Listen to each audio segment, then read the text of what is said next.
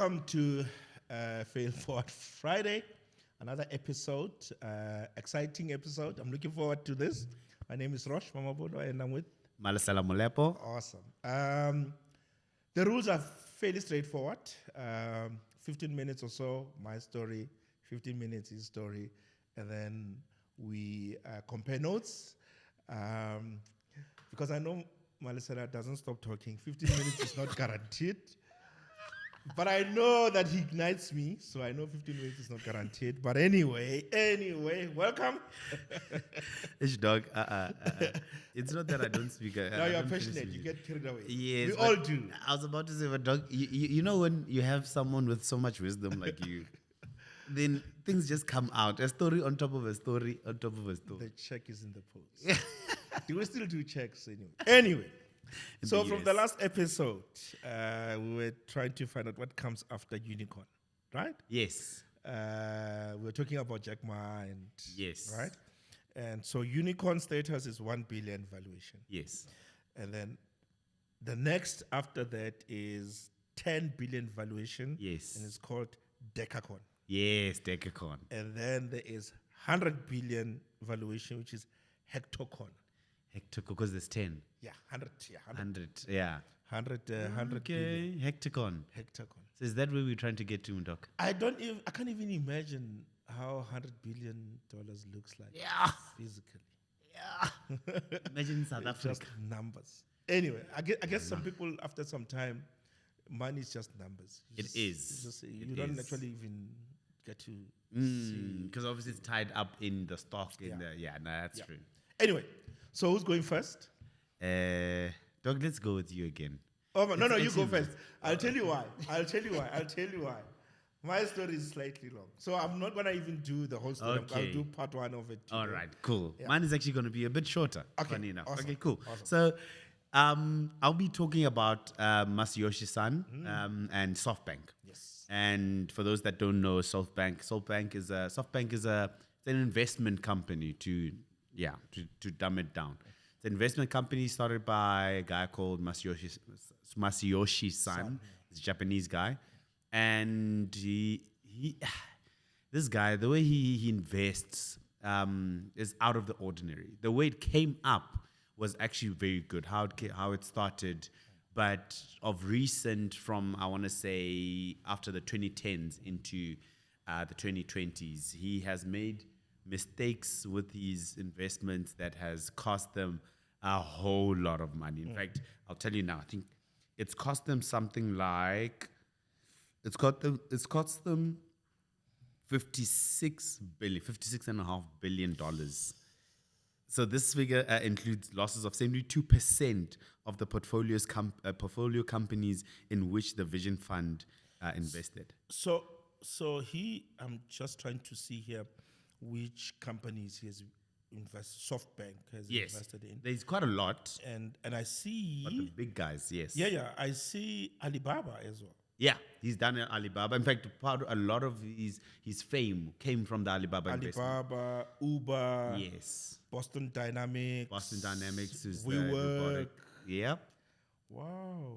And there's Yoho, the one called Yoho. So the big ones... Yeah. The big ones all that your failed. Rooms, yes, all your rooms. Almost it's a competitor of what's his name? What's that other one with the Airbnb? Oh yes. Yes. So So what happened is, again, he starts this investment fund called the Vision Fund. Vision Fund was started in 2017, and they had 100 billion to spend. So he gets people who's got funds, they go to him and they say, please invest for us. Yes, his biggest investors at the time was the Saudis. Yes. Obviously trillions, but he gets biggest Saudi and from Abu Dhabi as well. So I think he got something like, I'm not sure how much he got from each, but those two nations were the biggest funders of this. Now, with that, and the Bible is so true. But it's almost as if his strategy around investing with this fund was it was unnatural. Because I think, again, yes, there is strategies to invest which are very good. I mean, a lot of companies, VCs, have proven it. But the way he started doing, like what he did with Alibaba was good, and it grew and everything, and all do DoorDash and everything. It was as if there was sense in what he was doing. And then when the wealth, the vision fund came, it's almost as if he took that sense out of it, né? He just threw it out. So he lost the vision. He lost the vision with it, because what he started doing is he invested his whole strategy. Actually, let me read exactly what it says the strategy was, right? So it says, I'm going to read it. SoftBank Vision Fund became a massive force in the tech world, funded largely by Saudi Arabia's Public Investment Fund and Abu Dhabi's Mudala. Masayoshi Son's philosophy was to invest large sums of money in promising startups, believing that scale was the key to success in the tech industry. He famously sought out unicorns, startups valued at, obviously, as you said now, $100 billion, with some aggressive investment styles, such as notable investments like Uber, WeWork, Slack, and ByteDance. I think Slack is probably the only one, to the extent that has been a success, in inverted commas, because they got bought out by Salesforce. Yeah. But I think for me, I'm trying to still think of the business model of Slack, because WhatsApp could have easily copied that, and you know what I mean? Like, in my head, I'm still thinking, but what is so special about Slack? Yeah. Funny enough, we use Slack here at the office, but it's still, for me, might as well use WhatsApp. There's nothing that's special about it. But in any case, so his whole philosophy was put money to the problem. As we've spoken in the past, that doesn't necessarily work well all the time. Now he supercharged that saying by actually they didn't do due diligence a lot of the time. They didn't go in and scrutinize the way it was run as well. They just threw money to it. I mean, we know Uber, we know WeWork, how those things. In fact, if you don't know the story of Uber and the story of WeWork, there's actual series, short series that they did around those failings, and it's something that we'll probably talk about in the future as well. Yeah. But long story cut short, a lot of what actually led to the downfall, I guess, of that part was that he started doing. When WeWork started going down, that's when the whole thing blew out. Okay, is it? Yeah. WeWork was basically it the iceberg that? It was kind of like the iceberg. Titanic. Look, the company's still there, and they're still doing investments in big whatever. It's just not as affluent as people now say. Everyone sees it as, listen, you don't want to kind of like touch those guys. Yeah. So they almost had they've gone back in time in a way to do things the way they're supposed to, and he actually admitted it. So he says this. They say this. So the catastrophe. Catastrophe. Which word? Yes. Which word are you looking for? The exact word you just said. Catastrophe. Yes. Okay. How it actually started was that we were led by Adam Newman, as we saw. Yeah. They invested. They invested in WeWork. I think at the time, I think they invested a few billion in it, and the valuation was something like $47 billion. But when they invested in it, it was the whole thing again to say they just invested in a company that was exciting, not in a company that made sense. Because I always say the fundamentals, and you always say it as well, Doc, but the fundamentals of business stay the same. Whether you disrupt, whether you don't disrupt, again, it's not. It's just in the way you're doing it that makes it better, right? But WeWork was nothing special. In fact, I remember watching. I've done a lot of looking in the background after watching the series. I just went and kind of like looked into how does this industry work? You know, co-working spaces. Funny enough, we actually are sitting in a co-work spaces. You guys must check it out. It's called Collab. Yeah. And it's the sums matter. You know what I mean? Similar to it's a building. People book out spaces to work in and everything, and the sums are the sums. You still pay to, if you don't own the building, you pay. And I mean, the way they ran WeWork, they signed 20-year leases. And those 20-year leases are basic. You could have bought that building for that amount. You know what I mean? And they just didn't. And that's the stupid thing that I always thought as well when I saw that series. I was like, that money, you could have bought the building. It's an asset. You can actually sell the asset if things are not going well. It's as easy as that. You don't fall like you then fall on what happened with WeWork. So that's exactly what was happening with him, is that he then took this money and he just put, I mean, he just let these guys, the kids, he let the kids run the show, even though he gave them billions. Now, you can't give someone that doesn't even know $1 million. He didn't even have $1 million in his account, this guy, when he started WeWork. And his enthusiasm, yes, led to WeWork being that. And look, WeWork could have been a profitable company and good, well-run company, but it took this new Adam Newman, which is a billionaire now, and it's almost as if he wasn't thinking when he was giving them this money. So after several controversies, including questionable financial practices and Newman's lavish spending, that's the other problem. WeWork they wanted to go into an IPO. Then obviously when WeWork wanted to go into this IPO, people start questioning. Obviously, for an IPO to happen, you have to open cards. You have to play open cards with everyone, with all the investors. And the more they looked into the WeWork situation, they were like, but dude, how did you even get here?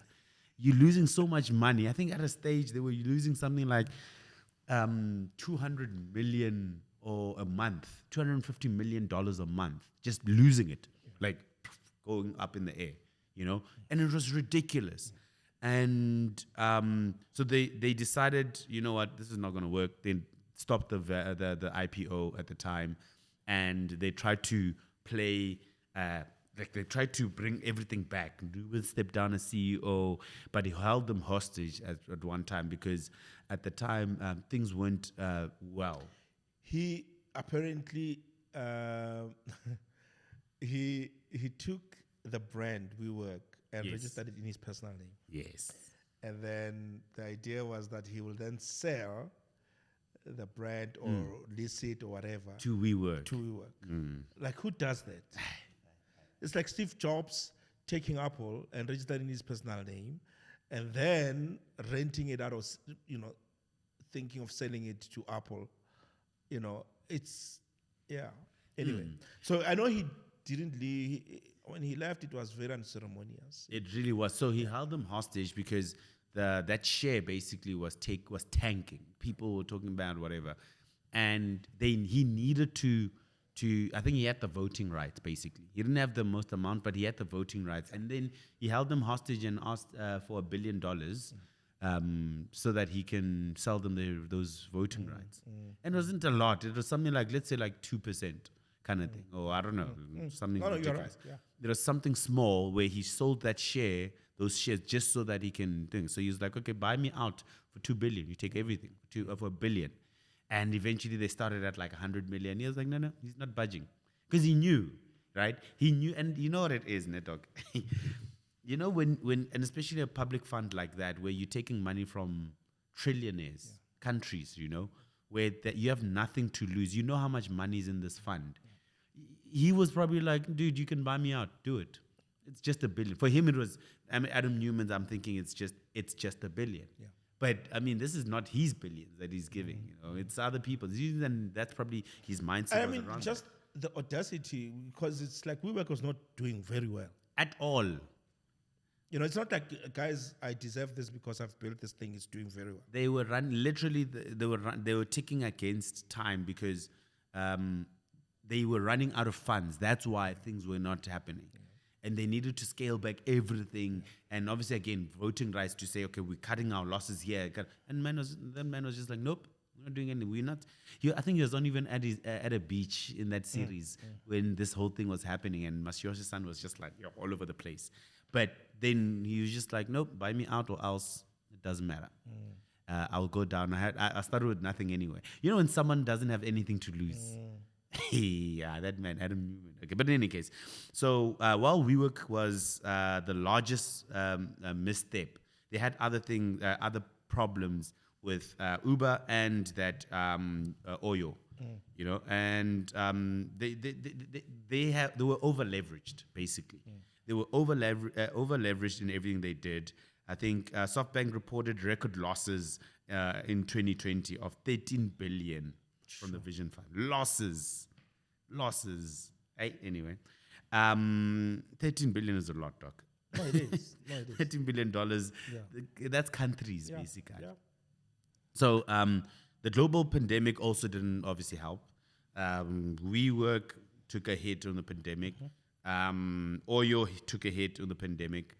Uber at least were delivering, so that at least kind of like stable, but it still took a big hit because no one was traveling. So a lot of the problems that was caused was because they did not do business 101. Yeah. Business 101. When you're investing in something, do your due diligence. Are they running the company in a way that would become profitable? Even if you're leveraging yourself, is this company that you're putting the leverage in working as it's supposed to?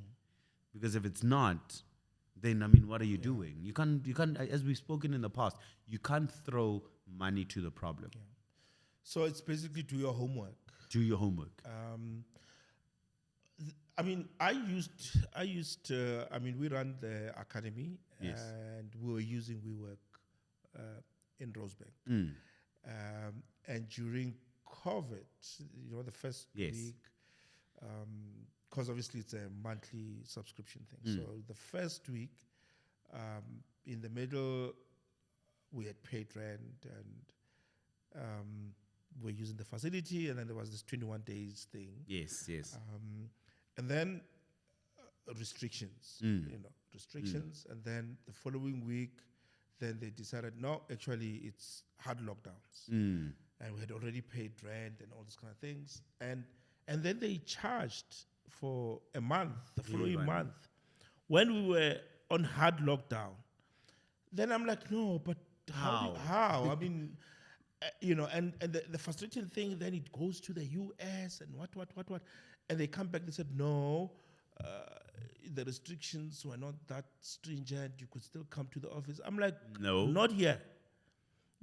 And I canceled my subscription. And the idea was, we'll halt it until we start to open, and then we'll go back. And I decided I'm out. Yeah, especially this bad. After bad that. practice. But I think one of the things that I always ask myself is trying to understand Masayoshi Son and his thinking and what type of a person he is. Because seemingly his strategies, he invests, he's got this niche. So he invests in tech companies, yes, right? Whether it's Alibaba or, Travis Kalanick's Uber, yes, right? It's businesses that are highly using technology, right? How is WeWork a tech company? It's not. Right? And I think that's a question that's like, but how is it's desks and chairs? Where's the tech component to this? Yes. And they try to justify, no, you can book, but it's not a tech company. Yes. Which then says to me, if you read up, I can't remember when I read the story or I was following a documentary on how he invested in WeWork. Yeah. The guys, he secured a meeting, Adam Newman secured a meeting with him, and they were busy preparing the building and, the room. Sure, like it's a tech, table tennis. Yes, sort of, and he comes, he's gonna sit here, and we're gonna negotiate, And then as he walked into a trap. Yeah, as he comes in, he says, look, I don't have time. I can't get in. Come, get into my car. We'll drive around the block and we'll talk. Okay, right? It's like, oh, flip, this thing's not going to happen. Right? Gets into the car. They drive around the block, ask him 1 or 2 questions. And as they come back, he's like, okay, fine, I'll transfer the billion, whatever. 20-minute drive, or even less. Okay, but how? How is this even possible, right? the whole thing about, the fact that there's no due diligence. Yes. It's hype. Yes. So you're basically buying smoke and mirrors. 100%. So these guys, they hype, make all this hype, make all this noise, and people start talking, oh, there's this place called WeWork, there's this place, and it makes enough noise, and then you're able to attract more people. You're able to attract even investors on noise. I think maybe, and maybe it will be my final comment on this, right? I remember, and I think I've spoken to you about it, where Bain and Company brought out this theory called the innovator's dilemma, and how the innovator's dilemma, long story cut short, is that basically you can't grow anything fast. Yeah. The problem with growing anything fast is that the company is not ready. There's no strategy. There's no what's this? There's no building blocks around how something's good. If you were managing 2 people and you go to manage 15 people, it's impossible. Because that's 2 different ways or styles that you need to manage these people. And on top of that, you won't be able to, when you hire people, you start hiring these managers. Yeah. Now, managers, a lot of the time, you hire them from corporates. Yeah. And the problem with corporates is that they've been here for such a long time that they've actually never built a team. Yeah. They got into a team and managed what was already there. And then in this theory, it talks about how complexities then come in. And when complexities come in, all the heroes, the people that actually built the company, start leaving because they're frustrated. And then the people, these managers that brought these complexities in, they get frustrated as well because they're not implemented as they know they should be implemented. And because there's still that mashing of the teeth, because listen, people are not doing what I said they must do, kind of thing. And that then ends up in a whole lot of other issues. It's a long theory. I love that theory. And I always have that theory in mind every single time I think about companies that are growing too fast. To say, can you actually sustain that? Because it's not about only money and sales, but it's about the internals of how things are run. The internal machinery. The internal machinery. And it's exactly how this guy was running it wrong. The internals, look, WeWork could have been a exciting place to work, and it's good. But the internals of how these things were working, how they would blow 20 million on a business model was wrong. Holiday. It was just wrong. It was very wrong. I mean, again, simple. Buy the building if you can afford to buy the building, and then sell it if things are going AWOL, because then you at least have leverage that is not too high. But anyway. Awesome. So the lesson? No, the lesson. Don't grow too fast. Don't grow too fast, and don't be overconfident. Hype. Exactly. Don't be overconfident. Don't buy the hype. Yeah. Awesome. Great. Okay. So mine. 15 minutes, Doc. Hey. Mine is exciting. Okay.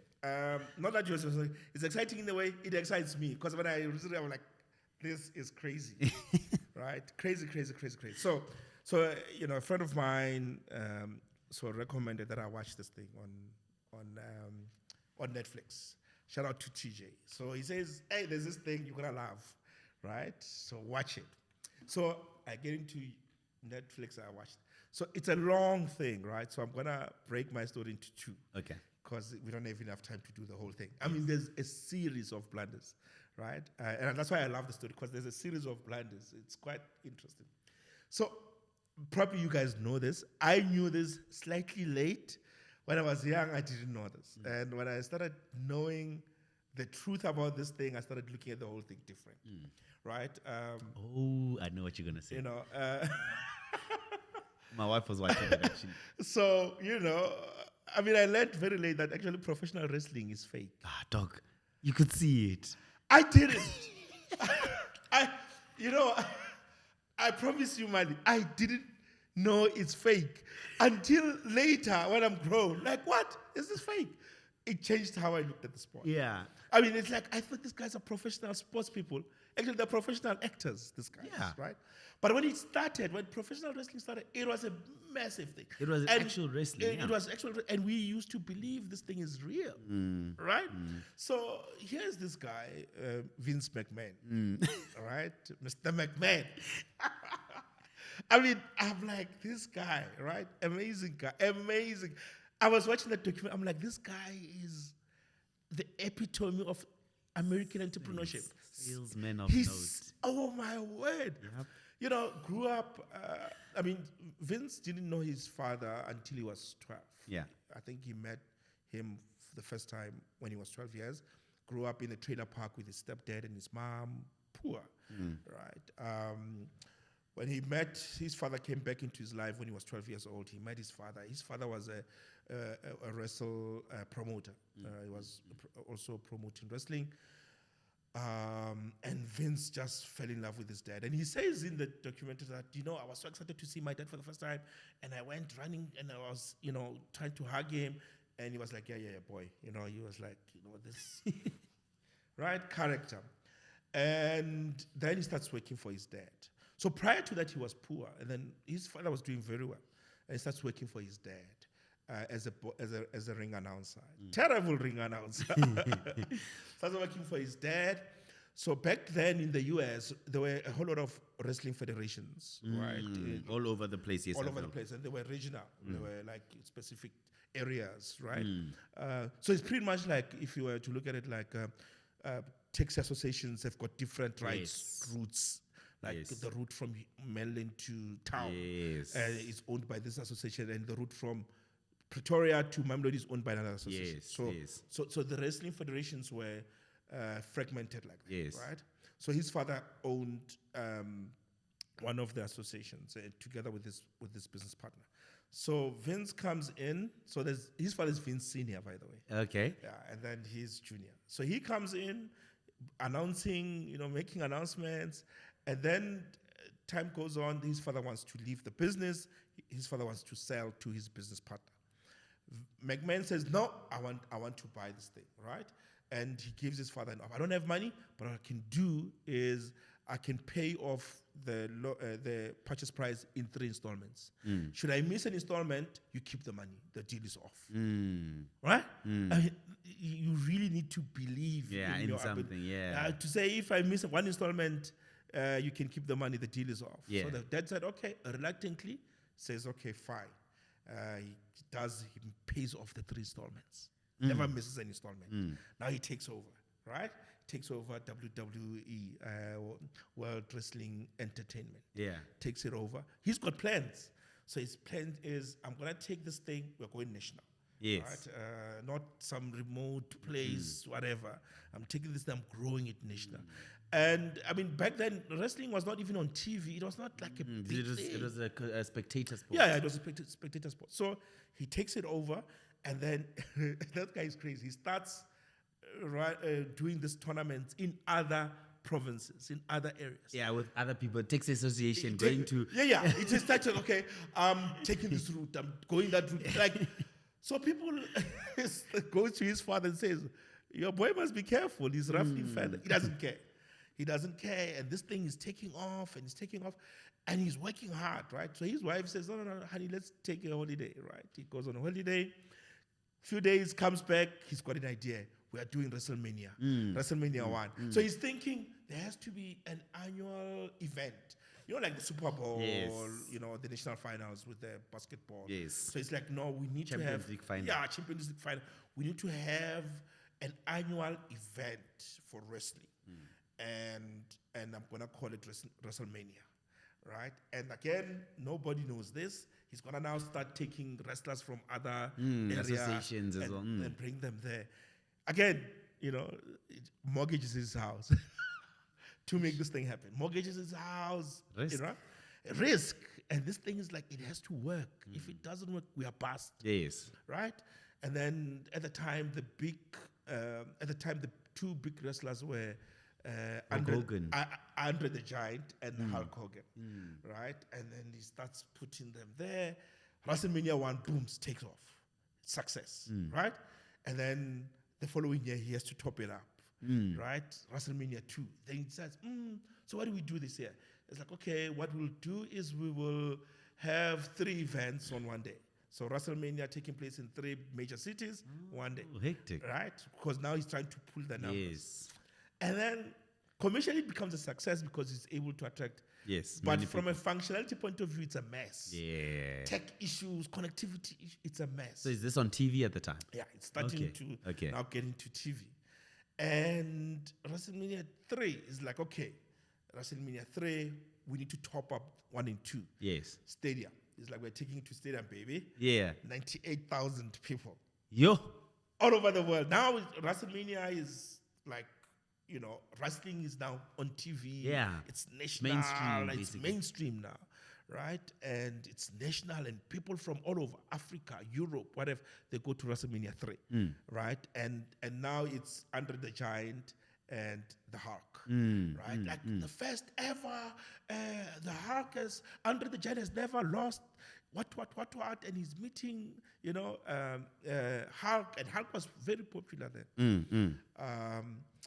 And then what happens, because this thing is now rising, it's becoming more popular, it's becoming more famous. And the thing with fame, right, it's you attract attention, right? The thing with success, you attract attention. Yes. And with attention, by default, you attract scrutiny. The haters. Yes. So then the media starts focusing on what's happening here, really, what's happening here. What's happening in those locker rooms and dress rooms. Yes. Right? And then they start to uncover things. For instance, the wrestlers themselves. I mean, Vince created characters. Like, I mean, this thing was scripted. It's the longest script. It's entertainment. Yeah. This is entertainment. It's scripted. Days right? of our lives. Yes, it's a soap. It's a soap opera in color. And they say you are the villain, you are the hero, you are the damsel in distress. It's like a whole thing is scripted. Yeah. Then it turns out actually it's not this rosy soap opera that we think it is. Firstly, these wrestlers were wrestling every day. Every day. And when there were a lot of injuries in there. Yes. And as they were getting injured, it's a no work, no pay. So if you don't work, you don't get paid. Yeah. So which means if you are injured, you don't wrestle. Yes. And Vele, all of this is just stunts, basically. yeah, it starts. You don't get paid, which meant that you don't go work. Yeah. You don't work. And what then they did, some of the wrestlers would even wrestle injured. And then the entertainment obviously goes down. Yeah, the wrestle injured. So for me, the lesson has always been, if you are going to succeed, or if your intention as an entrepreneur is, I'm shooting for the moon, you need to make sure that your house is clean. Yes. Because by the time you get there, SARS, media, yes, they are coming. Yes, and you have to make sure that everything is in order. You need to make sure that everything is in order. For instance, during this week, there were news about the producer of Movango, for instance, who was out, I think is out on bail, 100,000 bail. Yeah. Because of tax evasion. Right? So people are watching. So success. Yes. P. Diddy now. Yes. Right? R. Kelly. We are going to your bedroom, baby. What's happening in your bedroom? Right? So success attracts attention and by default attracts scrutiny. Yes. Suddenly people start looking at your SARS affair, your tax affairs, and what kind of a boyfriend was Mali in high school, type of Uncover things. Yeah. Uncover things. So if you're going to succeed, Mali, I'm just letting you know now. Once this podcast becomes, they're coming for you. So just make sure. I don't want to hear scandals. Hey, the guy you are doing that podcast, in 2014 or 20 something, he didn't pay his tax. All right? Because they are coming. So you need to, and I think it's something that we underscore. Yes. We don't. That's actually true. Yeah, we underscore that success brings, it's like the light. you also attract the moth and Yes. the other things, Yes. the undesirable things. So I think that's what happened with Vince, that as he was being successful, the whole thing attracted, and sometimes it also attracted a lot of undesirable things. Sure. So if you're going to succeed, make sure. WrestleMania 3, success. I mean, it was huge. 93,000 people attending, right? I mean, it was a big thing. It was on TV. Stadium was packed. Aretha Franklin was performing. Oh, wow. It was a spectacle, right? so then people start asking questions, right? Firstly, it was Andre the Giant and Hulk Hogan. Actually, because Vince is selling this for the first time. The two have never met, and Andre the Giant has never lost. Blah blah blah. That's not true. Andre the Giant has lost before, right? For the first time, Andre the Giant has never been choke slammed. Da, da, da, da, right? That's not true. He's been choke slammed before, right? And then we sold 93,000 tickets. The stadium was fully. That's not true. The allegations that actually they sold about 78,000 tickets, right? So there's this hype, right? And I think Americans are very good at that. Very. Marketing. Right? There's this hype that. So let me detour just slightly. So this is what people do. Authors do this. I didn't know this. Somebody told me. So you release a book. You want your book to be #1 bestseller. Yeah. What. New York bestseller. Yeah. So what you then do is you go to exclusive books. Yes. Right. You get your book into exclusive books. Yes. Right. And then what you do is you then. Hey. No. Of course there's a whole Okay. thing to get it in, but you then tell your friends or you give them money. Some of them, I come say, Malesela, my book is exclusive books, Merlin. Please, here's the money. Go buy. Right. And You then buy I your tell box back. Then I buy my books. Yeah. And then what happens? Merlin will say the bestseller book in Merlin is my book. And then when they do the ranking there, obviously my book is on Yes. #1. And what do I do? I come as the author, I take a picture. Yeah. And I say it's the best selling. People are then, even though you wrote nonsense. Even though I wrote nonsense, but because it's best selling, everybody wants to read. I know what's that other lady? The one in South Africa that released the book apparently with like spelling mistakes and. Oh my word. Why are you getting personal? Yeah. But yes, okay. Yeah. I get you. So that's what they're doing. They were hyping this thing based on lies. And I think it's a way to say no, but Andre the Giant was passing the torch to Hulk. Hulk was actually more popular than Andre the Giant. There was no passing of the torch anywhere, right? So it's a whole thing about marketing based on lies. It works, but sometimes you might also get caught. Yes. So you need to be very careful about that. Then he's successful, right? The whole thing. Hulk is now the big brand. In fact, I think Hulk was even more of a bigger brand than Mr. McMahon. Yeah. So Hulk decides, the next big thing, Hollywood. I want to get into Hollywood. I want to be an actor, right? Because now it's like, because remember, by that time, WWE is like international now, right? He took it from a remote town somewhere. Was it not called WWF? WWF, Federation, yeah. Yes. So he took it from a remote area, made it national, and then made it international, right? Mr. McMahon. Yeah. And then also, in the process, he's building all these characters. Andre the Giant, Hulk, Warrior, Mr. T. So he's building these characters and he's hyping them up, right? He's the guy, he's the announcer, he's the guy who's selling this thing to the world. Now, after WrestleMania 3, it's international, right? Hulk is the brand and selling merchandise. It's big. So Hulk says, I want to do Hollywood. Mr. McMahon says, oh my word, I'm going to lose this guy to Hollywood. He says, no, don't go to Hollywood. Don't worry, we'll do our own movie, right? We'll do our own movie. Okay. So they book themselves into a hotel for 2 days, 3 days. Yeah. They're writing a movie script. The two of them. Writing a movie script. We're going to do a movie. Stay in your lane, guys. And then they produce the movie. Terrible. Actually, Hulk, what's the name of the movie? I can't remember the name. Hulk comes out of the car, grabs this guy. I don't know. They were involved in an accident. Grabs this guy. This guy is crying. And then this guy is peeing on himself. And then he's like, Hulk is like, what's that smell? Yeah. And the guy says, it's Doogie. What? It's terrible. Have you seen those Indian movies, Doc? I'm like, it's terrible. The movie's terrible. I'm like, Mr. McMahon and the Hulk doing a movie, right? And then they get it. Yeah. And then they get it because it's going nowhere. Yeah. Thing, right?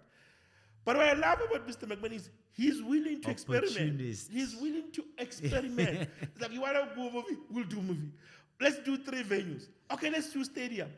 This guy doesn't mind failing. He's a real He's amazing. salesman. He's really one of those guys who they're okay with failing for. Yeah. Right? And then, there's so many. Then they do, Hulk's star is fading because he's getting older now. Yes.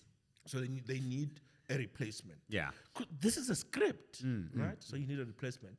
And then they get this guy, the warrior, the ultimate warrior, right? With brighter colors to fight Hulk. And then obviously, because the script is we are now handing over, so the warrior is going to beat the Hulk. Yes. He beats the Hulk, but the warrior he's not like the Hulk. Yeah. He's big and Yeah. the warrior is just energy, but he Rey doesn't have, Mysterio. yes, he doesn't have personality. Yes. Right? And then they decide, the warrior is not working. Then there's Sergeant Slaughter. Sergeant Slaughter comes, right? And then they try Sergeant Slaughter, and then this is another blunder. So they try Sergeant Slaughter. He's Iraqi, right? And then soldier. And then they say, okay, Sergeant Slaughter is gonna fight Hulk. Yes. Right? Because we're trying to build. So Sergeant Slaughter was supposed to be the villain. Yes. Right? But now when this thing happens, it happens during Operations Desert Storm, when America was invading Iraq. So you have this thing, what's happening on the ring, it's actually what's unfolding. Yeah. And Americans are very sensitive about wars because their cousins, their brothers are going to war. Some of them may not come back.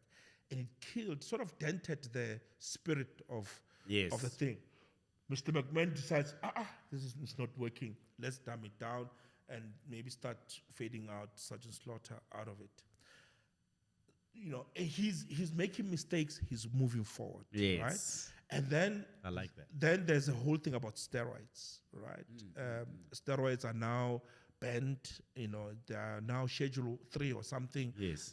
A substance which means you need a prescription and they're eventually not allowed. And wrestling, it's bodybuilding. It's those all guys. about It's steroids, right?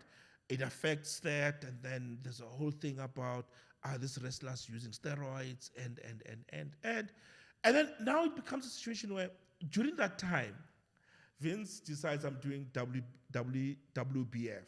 Yes. World's Bodybuilders Federation. Yes. Because he loves bodybuilding. But he realizes, this thing just got, because already bodybuilders, the first question that's going to come is, are you on steroids? Yes. Right? And he's like, okay. Then he cans it. He's like, okay, this is not going to work. He cans it. Like, this guy is moving constantly, trying new things, fails, moves forward, and then there's this guy who's a media guy, starts taking special attention to, and I think for me this is a big, like a very scary blunder. This guy he was one of the renowned journalists. He starts reporting on wrestling, and he starts going behind the scene. He starts, like this lone investigative journalist. I starts asking questions, and then starts receiving emails of people to say, you don't know half what's happening in there. And then it turns out there is sexual scandals, right? Firstly, allegedly in the wrestling community, women are treated as objects. As objects, right? But there's also scandals of young boys who they call them ring boys. They call them ring boys. Yeah. They're the ones who assembles the ring and right. And some of the executives that work with McMahon allegedly are sleeping with these boys, and and apparently it's known in the circles, but Vince is denying it. Yeah. He's like, no, it's not happening, whatever. But it's something that is denting the image Of WWE. of WWE. And I think he's obviously not taking that cognizance to say it's possible, or taking a step back and investigating this thing. Yeah. Right? Because there are people who are saying this thing actually took place on his watch. And these are people around him, surrounding him. Sure. And it might also dent his credibility to say probably he's also doing. I mean, it's pretty much what's happening with the whole PDD thing. Yes. That if all of these things are happening, the people around PDD must have known. It's the whole controversial other guy with the island. Or Jeffrey Epstein thing as well. Yes, it's a Jeffrey Epstein thing. To say, I went to the island. If you went to the island, you must have known. Yeah. It's the Shebeen in Saxon world. Yes. Right? If you went, you must have known. Kids, yeah. So as an entrepreneur, you also need to be very conscious of the people around you. Because whether you like it or not, consciously, unconsciously, deliberately or not, it taints you. They've already seen you with the person. Because and the fact that you're doing nothing about it, it means, one, you're aware of it, and two, you're endorsing it. Even if you're not. Yeah. But the impression is you are endorsing it, right? That's very true. Sure. And I think, I mean, I left that documentary there, to sort of say, this guy is like limping from one crisis, one failure to the next. Yeah. And in some instances he wins, he gets it right, and he builds this massive thing where you can actually say without Vince McMahon we wouldn't have rugby wrestling the way we have it now. He's an incredible salesperson. Yes. Amazing. He sells, that guy. Yes. But also he's not willing, he's not afraid to experiment. And that's what I like about what I've seen so far. Yeah. He's not afraid to experiment, to fail. If this thing was like, oh, it didn't work, can it? Let's move on. Right? I mean, there's instances where Hulk would say anything, like on TV, Vince will say this, and Hulk will say it. And it's like, oh, and he says what? Vince is standing next to him. Like, so this other time, Hulk goes to an interview during this steroid scandal thing. Yeah. So Vince says, if you don't go there, right? He's like, no, I'm going to go. So if you go, tell the truth, right? He gets there. They ask him, so have you used steroids? No, only once or 3 times I've used steroids. I don't use steroids. And then the other wrestlers, they come and say, no, I've injected steroids on Hulk so many times. So it's like, and Vince is like, oh my word. What? I told you to tell the truth. I told you to, But he's got this thing where he's just failing forward. I think for me, he's an epitome of how people fail forward. Yeah. And it shows how much he's built, because that brand is massive. Yeah. Massive. It's a global they used to come to South Africa a lot of the time. Yeah. It's a global brand. From a remote area to where it is now, in one generation. Well, maybe you can say 2 or 3, because now I think he's sending it over to his daughter. But I know there's scandal. Yeah. And we'll talk about it in the next episode. Yeah. Dog. All right. Stay tuned and keep watching. Is that the pod? That's the pod, dog. I think that's the pod. Thank you so much. And please like, subscribe, comment. We're looking forward to your comments and would like to hear what other stories you want us to research, and we'll do the homework. Yeah. Thank you very much, everyone. And let's see you next week on another Fail Forward Friday. Awesome. Thank you. All right. Bye.